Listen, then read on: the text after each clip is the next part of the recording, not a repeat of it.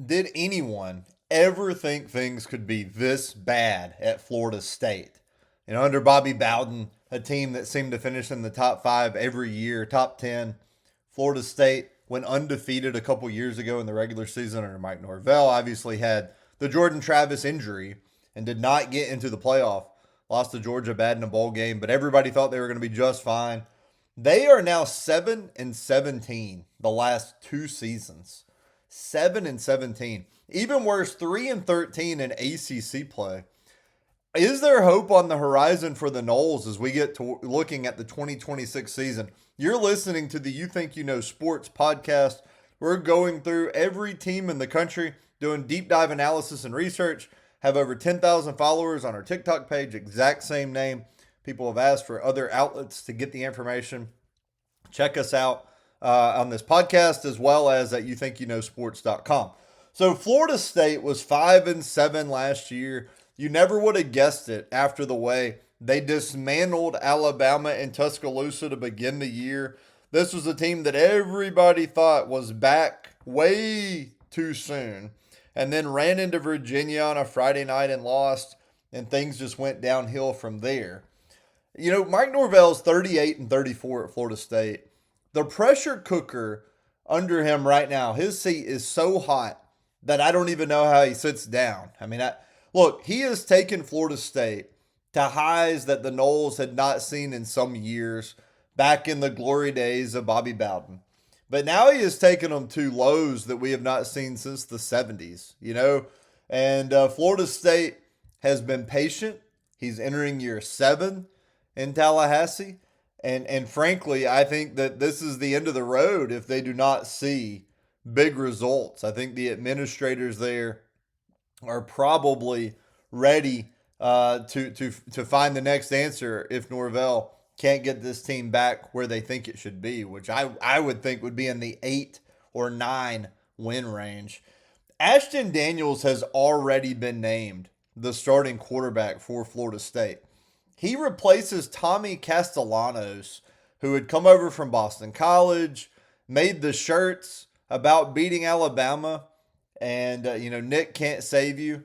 And my goodness, somebody needed to save the Noles last year because they were pretty horrible after that opening stretch of the season where they beat Alabama and a few FCS programs. So Florida State now turns to Ashton Daniels, a guy who could not win the starting job at Auburn. Now he started the Iron Bowl, played in a handful of games for the Tigers, but this is a guy who completed 56% of his passes last year, 797 yards, 3 touchdowns, and 2 picks.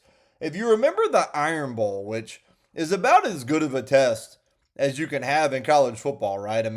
People who play in the Iron Bowl, that is as pressurized as you can get. That was a very competitive game.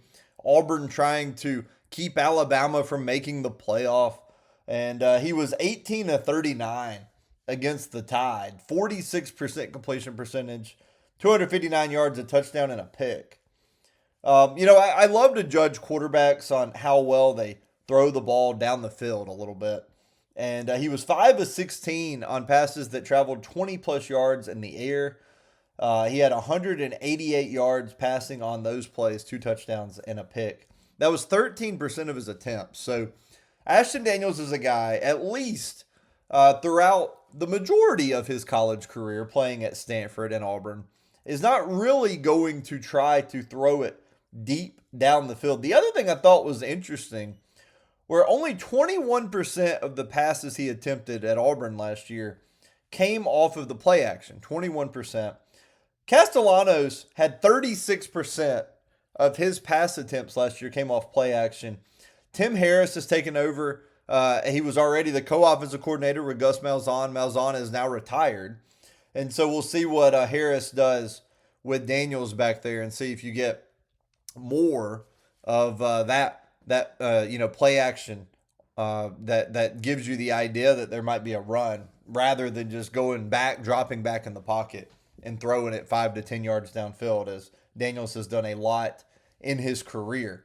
This is a Florida State team that had 33 scholarship players enter the transfer portal. That's a stat from ESPN.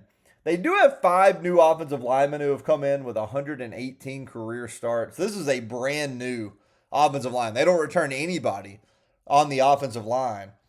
Look, they were really good in rushing yards per game last year. They were 14th in the country, but Castellanos was their leading rusher. So are we going to see Daniels, who can scoot, he can run it. He has 1,400 rushing yards in his career. Is he going to come in and be able to move the chains with the run like Castellanos did? And obviously, that didn't even work as much as they wanted it to, but it was a way to move the offense. One of the biggest issues Florida State had was they were 109th in red zone defense. Opponents scored on 88% of the red zone trips, and they were horrible on offense. They could not score in the red zone. They were 92nd in red zone scoring. They were also 113th in time of possession, so they could not stop the other team from having the ball. They could not have these long, controlled offensive drives. Only 2 guys are back on offense. They're both wide receivers. Mekhi Danzy and Deuce Robinson are both back. Robinson coming back instead of going to the NFL was huge for Norvell. He was first team All ACC last year, 56 catches, over 1,000 yards, 6 touchdowns. He was the only All ACC player that Florida State has back on this entire roster. Look, college football has changed. The NIL has changed everything. Players are basically on one-year contracts, so you don't see as many all-conference players return from the Power Four. They either go to the NFL or maybe they even find a better opportunity. But still, Robinson is the only one back for Florida State. Now, defensively, they have 4 players back. Daniel Lyons is back at the defensive line. You've got linebacker Blake Nicholson, defensive back Ashlyn Barker, and then defensive back Jabril Rawls are all coming back on defense. So there's some things to work with there. They also got pass rusher Raylan Kennedy from Texas A&M and a linebacker from Southern Miss, Chris Jones, in the transfer portal. Both of those guys figure to get some playing time and need to make a big impact. Kennedy had just 2 sacks last year. Jones had 133 tackles and 3.5 sacks playing linebacker for the Golden Eagles. So, look, this schedule is intriguing. They play 4 of their first 5 at home. Florida State opens with New Mexico State, and then they play SMU on Monday on Labor Day night. They have been in that kind of situation several times where they have played a standalone game early in the year. We saw it against Georgia Tech last year where it went badly, or 2 years ago, I guess. And Florida State is back in this standalone type game again. They then get 12 days off before they play in Tuscaloosa. And here's guessing that place is going to be raucous. Alabama fans are going to remember that game. And I'm going to guess that Kalen DeBoer is not going to let his program forget what Florida State did the previous year in a 31-17 upset over an Alabama team that recovered well enough to get to the playoff. Then they play Central Arkansas September 26th and Virginia on October 3rd. So 4 of the first 5 are at home.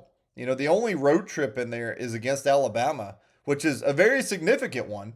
But I think the schedule works out. I mean, look, Florida State's going to remember what Virginia did last year. That is a program that is building, was able to move up and down the field in a crazy game on a Friday night last year.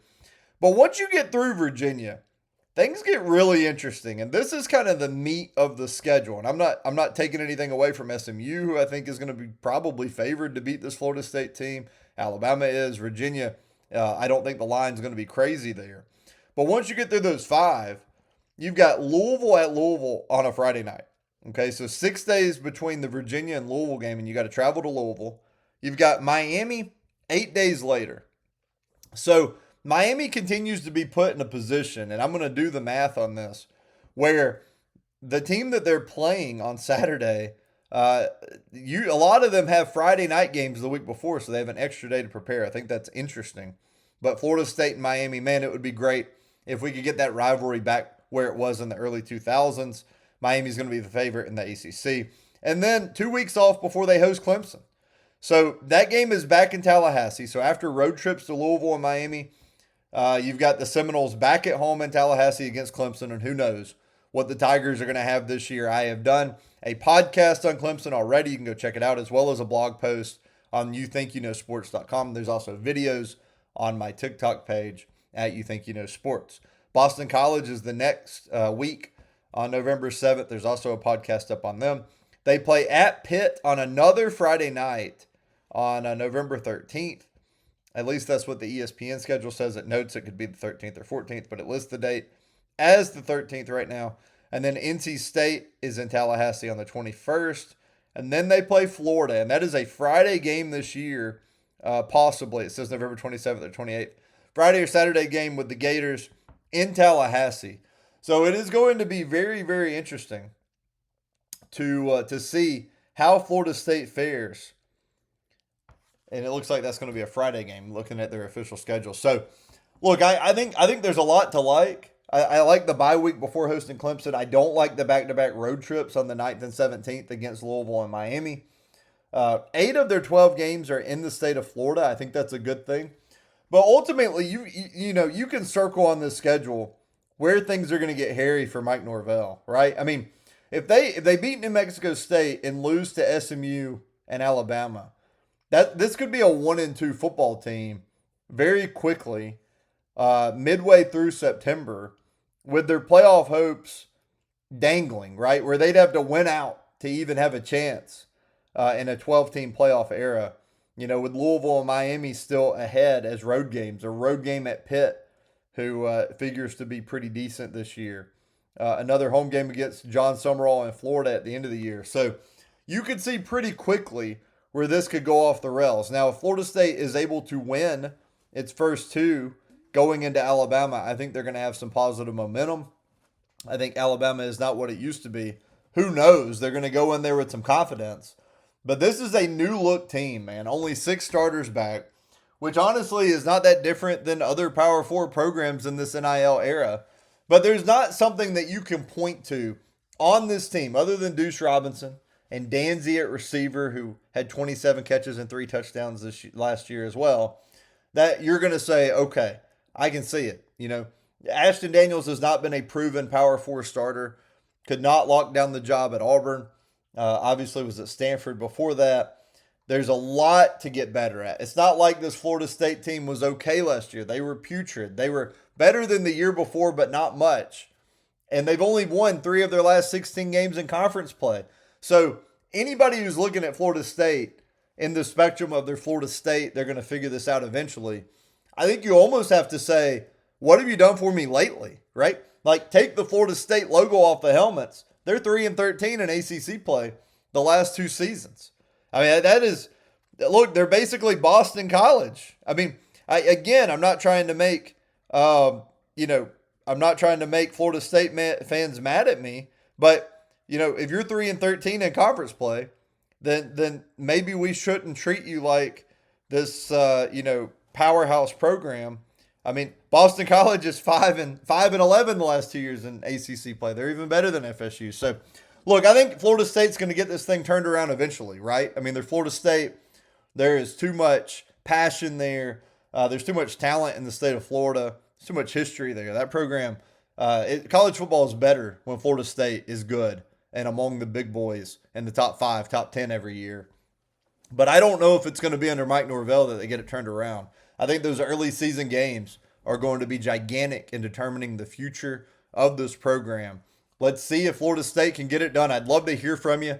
Comment on one of the outlets out there that I have and let me know what you think about the Noles this year. I hope you'll listen to the next podcast as well. We've got Georgia Tech coming up. You're listening to the You Think You Know Sports podcast. I appreciate you listening. Hope you'll hit the subscribe button and hope to see you on the next podcast.